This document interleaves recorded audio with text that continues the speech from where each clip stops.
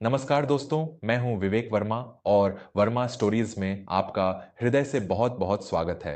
दोस्तों, इस संसार में एक ऐसी अग्नि है जो बिना माचिस के जलती है और वह अग्नि केवल घर मकान को नहीं बल्कि हमारे जीवन भर के संचित रिश्तों, हमारे सम्मान और हमारी आत्मा की शांति को जलाकर राख कर देती है। जी हाँ, मैं बात कर रहा हूं हमारे क्रोध और हमारे अहंकार की। आज मैं आपके लिए जो कहानी लेकर आया हूं उसे दुनिया की सर्वश्रेष्ठ प्रेरक कहानियों में गिना जाता है। यह महात्मा बुद्ध के जीवन का एक ऐसा प्रसंग है जिसने सदियों से भटके हुए इंसानों को सही राह दिखाई है। अगर आज आपका मन भी किसी बात से अशांत है, किसी ने आपका अपमान किया है या आप अपने ही क्रोध से हार चुके हैं, तो आज की यह कहानी आपके जीवन को हमेशा के लिए बदल देगी। तो आइए अपने मन को एकाग्र कीजिए और इस बहुत ही गहरी और शांतिपूर्ण यात्रा में मेरे साथ जुड़िए। यह कहानी है प्राचीन काल के राजगृह नगर की। राजगृह में वीरेंद्र प्रताप नाम के एक बहुत ही प्रभावशाली और अत्यंत धनी व्यापारी रहते थे। वीरेंद्र प्रताप के पास अथाह संपत्ति, सोने चांदी के भंडार और सैकड़ों सेवक थे। नगर का हर व्यक्ति उनके नाम से कांपता था, लेकिन यह सम्मान के कारण नहीं बल्कि उनके भयंकर क्रोध और क्रूर स्वभाव के कारण था। वीरेंद्र प्रताप को लगता था कि दौलत से दुनिया की हर चीज और हर इंसान को खरीदा जा सकता है। उनका मानना था कि जो उनके पास है वही सर्वश्रेष्ठ है और बाकी सब तुच्छ हैं। वीरेंद्र प्रताप की पत्नी का नाम सुमित्रा था। सुमित्रा देवी स्वभाव से अत्यंत शांत, सहिष्णु और करुणा से भरी हुई स्त्री थीं। लेकिन वीरेंद्र प्रताप के अहंकार और उनके ताने सुन सुनकर सुमित्रा देवी का जीवन एक सोने के पिंजरे में कैद पक्षी के समान हो गया था। वीरेंद्र प्रताप बात बात पर सेवकों को गालियां देते, अपनी पत्नी का अपमान करते और अपनी दौलत का रौब झाड़ते। वीरेंद्र और सुमित्रा का एक इकलौता पुत्र था जिसका नाम अनिरुद्ध था। अनिरुद्ध एक बहुत ही संवेदनशील, कुशाग्र और संस्कारी युवा था। वह अपने पिता के इस क्रोधी और अमानवीय व्यवहार को देखकर अंदर ही अंदर बहुत घुटता था। अनिरुद्ध देखता था कि कैसे उसके पिता के एक इशारे पर निर्दोष सेवकों को कोड़े मारे जाते थे, कैसे घर में भोजन करते समय यदि जरा सा भी नमक कम हो जाए तो उसके पिता भोजन की थाली फेंक देते थे। अनिरुद्ध को यह सारी सुख सुविधाएं, यह महल, यह रेशमी वस्त्र, सब कुछ झर के समान लगने लगे थे। एक दिन राजगृह के पास ही वेणुवन में महात्मा बुद्ध का आगमन हुआ। नगर के हजारों लोग तथागत बुद्ध के दर्शन और उनके प्रवचन सुनने के लिए जाने लगे। अनिरुद्ध भी सत्य और शांति की खोज में बुद्ध की शरण में जा पहुंचा। महात्मा बुद्ध के चेहरे की वह अलौकिक शांति, उनकी आंखों में बहने वाली वह असीम करुणा और उनके वचनों की गहराई ने अनिरुद्ध के अशांत मन को जैसे एक ही पल में मोह लिया। अनिरुद्ध को समझ आ गया कि जीवन का असली उद्देश्य धन और अहंकार का प्रदर्शन नहीं बल्कि आत्मज्ञान और करुणा है। उस रात जब अनिरुद्ध घर लौटा तो उसके चेहरे पर एक अलग ही तेज था। वीरेंद्र प्रताप उस समय अपने कक्ष में बैठे मोहरों का हिसाब कर रहे थे। अनिरुद्ध ने बहुत ही शांत स्वर में अपने पिता से कहा, पिताजी, मैं अब इस धन दौलत और इस महल के बंधनों में नहीं रहना चाहता। आपके इस धन ने हमारे घर से प्रेम और शांति को हमेशा के लिए छीन लिया है। मैं अपना शेष जीवन सत्य की खोज और बुद्ध के दिखाए मार्ग पर चलकर व्यतीत करना चाहता हूं। मैं कल सुबह घर छोड़कर जा रहा हूं। यह सुनते ही वीरेंद्र प्रताप के अहंकार को जैसे किसी ने जहरीले सांप की तरह डस लिया हो। उनकी आंखें क्रोध से लाल हो गईं। उन्होंने अपनी मोहरों की थैली जमीन पर पटक दी और चिल्लाते हुए कहा, तेरा दिमाग खराब हो गया है अनिरुद्ध। तू उस भिखारी सन्यासी की बातों में आकर अपनी पीढ़ियों की बनाई यह रियासत छोड़ना चाहता है। ये मेरी दौलत है जिसके कारण आज तू रेशम पहनता है। अगर तूने इस घर की दहलीज पार की तो याद रखना, तू मेरे लिए हमेशा के लिए मर जाएगा। सुमित्रा देवी रोते हुए अनिरुद्ध को रोकने लगीं, लेकिन अनिरुद्ध का मन अब वैराग्य ले चुका था। उसने अपने माता पिता के चरण स्पर्श किए और बिना कुछ कहे उसी रात अपने राजसी वस्त्र त्याग कर एक साधारण वस्त्र पहनकर घर से निकल गया। अपने इकलौते बेटे के इस तरह घर छोड़कर जाने से वीरेंद्र प्रताप पागल हो उठे।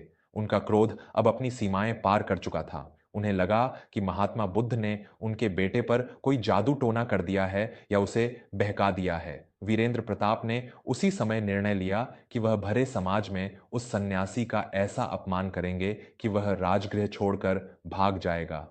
अगली सुबह वीरेंद्र प्रताप अपने अहंकार और भयंकर क्रोध की अग्नि में जलते हुए वेणुवन की ओर निकल पड़े। उनका चेहरा तमतमाया हुआ था और होंठ फड़क रहे थे। जब वह बुद्ध के आश्रम में पहुंचे तो वहां हजारों भिक्षु और नगरवासी अत्यंत शांति से बैठे महात्मा बुद्ध का प्रवचन सुन रहे थे। वातावरण में एक दिव्य शांति थी। केवल पक्षियों की चहचहाहट और बुद्ध का कोमल स्वर गूंज रहा था। वीरेंद्र प्रताप ने उस शांति को चीरते हुए भीड़ को धक्के मारे और सीधे महात्मा बुद्ध के सामने जाकर खड़े हो गए। बिना कोई शिष्टाचार दिखाए वीरेंद्र प्रताप ने अपनी उंगली बुद्ध की ओर उठाई और जोर जोर से चिल्लाने लगे, तुम ढोंगी हो, तुम सन्यासी के भेष में एक लुटेरे हो। तुमने मेरे भोले भाले बेटे को बहकाकर मेरे घर का चिराग बुझा दिया। तुम लोगों को कर्महीन बनाते हो। तुम्हारे अंदर कोई ज्ञान नहीं है। तुम बस लोगों को अपनी मीठी बातों के जाल में फंसाते हो। तुम समाज के लिए एक कलंक हो। वीरेंद्र प्रताप लगातार बुद्ध को भद्दी भद्दी गालियां देते रहे। उन्होंने ऐसे ऐसे कटु और नीच शब्दों का प्रयोग किया जिन्हें सुनकर वहां बैठे भिक्षुओं और नगरवासियों का खून खौलने लगा। कुछ युवा भिक्षु वीरेंद्र प्रताप को सबक सिखाने के लिए आगे बढ़े, लेकिन महात्मा बुद्ध ने अपने हाथ के एक इशारे से सबको रोक दिया। इस पूरे घटनाक्रम के दौरान महात्मा बुद्ध अपनी जगह पर बिल्कुल शांत बैठे रहे। उनके चेहरे पर वही अलौकिक मुस्कान थी। उनकी आंखों में वीरेंद्र प्रताप के लिए कोई क्रोध नहीं था, बल्कि एक गहरी करुणा और दया थी, जैसे कोई वैद्य किसी बहुत ही बीमार रोगी को देख रहा हो। बुद्ध ने एक शब्द भी नहीं कहा। वे बस वीरेंद्र प्रताप को गालियां देते हुए सुनते रहे। करीब आधे घंटे तक लगातार चीखने और गालियां देने के बाद वीरेंद्र प्रताप का गला सूख गया। वे हांफने लगे। जब उन्होंने देखा कि उनकी गालियों का, उनके भयंकर क्रोध का उस सन्यासी पर रत्ती भर भी असर नहीं हो रहा है, तो उन्हें बड़ी उलझन हुई। वीरेंद्र प्रताप ने हांफते हुए पूछा, तुम गूंगे हो क्या? मैंने तुम्हें इतनी गालियां दी, तुम्हारा इतना अपमान किया और तुम पत्थर की तरह मुस्कुरा रहे हो। क्या तुम में जरा सी भी शर्म नहीं है? अब महात्मा बुद्ध ने अपनी आंखें खोलीं।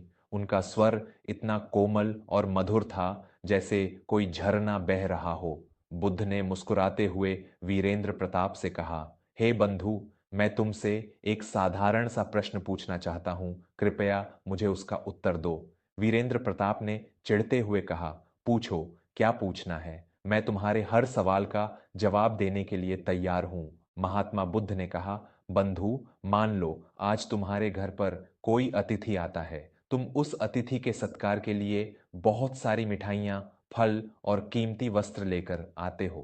तुम उसे वह सब भेंट स्वरूप देते हो। लेकिन यदि वह अतिथि तुम्हारी लाई हुई उन मिठाइयों और उस भेंट को स्वीकार करने से मना कर दे, तो वे मिठाइयाँ और वह भेंट किसके पास रह जाएगी? वीरेंद्र प्रताप ने इस आसान से सवाल को सुनकर व्यंग्य से हंसते हुए कहा, यह भी कोई पूछने वाली बात है? यदि मैंने किसी को कोई भेंट दी और उसने उसे लेने से इनकार कर दिया, तो जाहिर सी बात है कि वह भेंट मेरी ही रहेगी। वह वापस मेरे ही पास आ जाएगी। महात्मा बुद्ध की मुस्कान और गहरी हो गई। उन्होंने बहुत ही करुणा भरे स्वर में वीरेंद्र प्रताप की आंखों में देखते हुए कहा, बिल्कुल सही कहा तुमने बंधु। अब जरा सोचो, पिछले आधे घंटे से तुम मुझे अपने शब्दों के रूप में गालियां, अपमान और क्रोध की भेंट दे रहे हो। लेकिन बंधु, मैंने तुम्हारी उस भेंट को स्वीकार ही नहीं किया। अब बताओ, जब मैंने तुम्हारी गालियों को स्वीकार ही नहीं किया, तो वे गालियां और वह क्रोध किसके पास रह गया? बुद्ध के इन शब्दों ने वीरेंद्र प्रताप के मस्तिष्क पर जैसे किसी वज्र का प्रहार किया। वे सन्न रह गए। उनका सारा अहंकार, सारा क्रोध जैसे एक ही झटके में बर्फ की तरह पिघल गया। उनके होंठ कांपने लगे।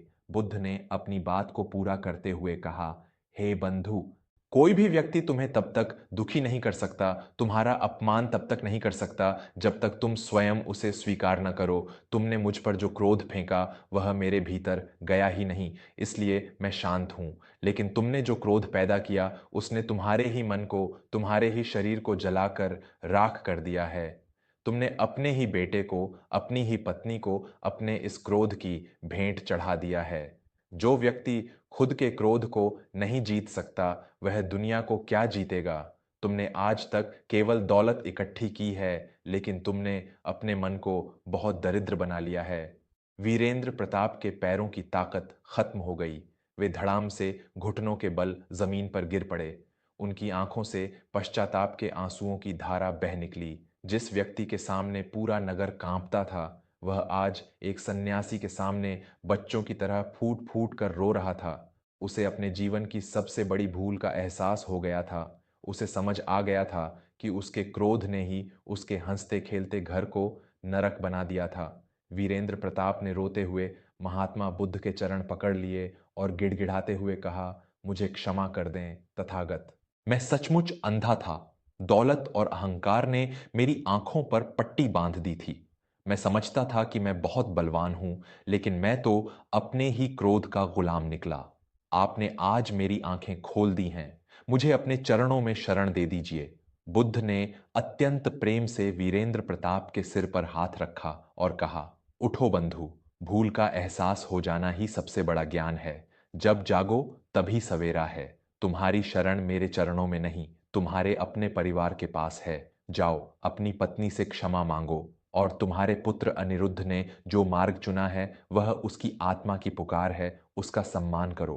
प्रेम और शांति से अपना जीवन व्यतीत करो। उस दिन वीरेंद्र प्रताप जब घर लौटे, तो वे राजगृह के वह क्रूर व्यापारी नहीं थे। वे एक पूरी तरह से बदले हुए और शांत इंसान थे।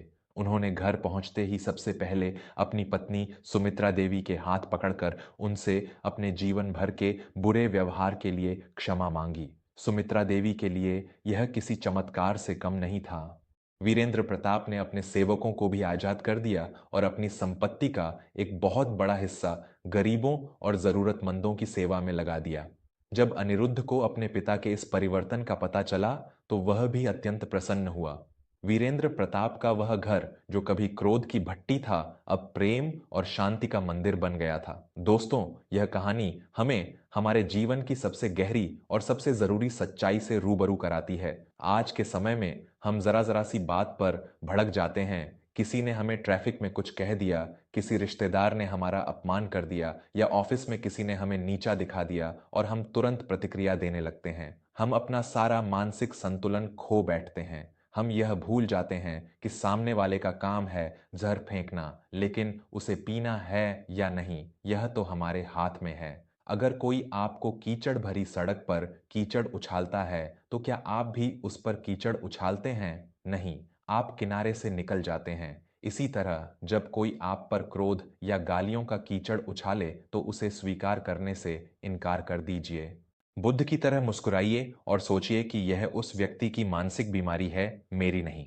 आपका मन एक बहुत ही पवित्र मंदिर है। इसमें किसी भी राह चलते इंसान को अपना वैचारिक कचरा मत फेंकने दीजिए। जिस दिन आप अपने क्रोध पर नियंत्रण पा लेंगे और दूसरों के अपमान को अस्वीकार करना सीख जाएंगे, उस दिन आप इस दुनिया के सबसे शक्तिशाली और सबसे सुखी इंसान बन जाएंगे। अगर महात्मा बुद्ध के इस अद्भुत प्रसंग ने, इस ज्ञान ने आज आपके हृदय को छुआ हो, तो इस वीडियो को अपने हर उस दोस्त, हर उस रिश्तेदार के साथ ज़रूर शेयर करें जिसे बहुत जल्दी गुस्सा आता है या जो अक्सर तनाव में रहता है। क्या पता आपके एक शेयर से किसी का घर टूटने से बच जाए, किसी के मन को शांति मिल जाए। आपको यह कहानी कैसी लगी और आप अपने गुस्से को कैसे नियंत्रित करते हैं, मुझे कमेंट्स में लिखकर ज़रूर बताइएगा। मैं आपके विचारों का इंतज़ार करूँगा। और हाँ, जीवन को सही दिशा देने वाली ऐसी ही सर्वश्रेष्ठ कहानियों के लिए वर्मा स्टोरीज को सब्सक्राइब करना बिल्कुल मत भूलिएगा। मैं विवेक वर्मा आपसे अनुमति लेता हूँ। अपने मन को शांत रखिए, खुश रहिए और हमेशा मुस्कुराते रहिए। धन्यवाद।